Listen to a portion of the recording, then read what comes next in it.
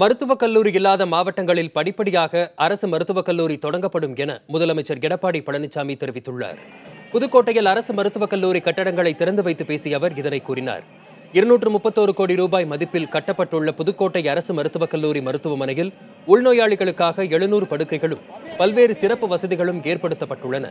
மேலும் விழாவில் பேசிய முதலமைச்சர் எடப்பாடி பழனிசாமி தங்கு தடையின்றி பொதுமக்களுக்கு மணல் கிடைக்கும் வகையில் கூடுதலாக மணல் குவாரிகள் திறக்கப்படும் என்றும், அரசு நிர்ணயித்த விலையை விட கூடுதலாக மணல் விற்பனை செய்தால் கடும் நடவடிக்கை எடுக்கப்படும் என்றும் எச்சரித்தார். தற்போது செயல்பட்டு வரும் 28 மணல் குவாரிகளில் இருந்து தினசரி சுமார் 5000 லோடு மணல் பொதுப்பணித்துறை மூலம் பொதுமக்களுக்கு விநியோகிக்கப்பட்டு வருகிறது.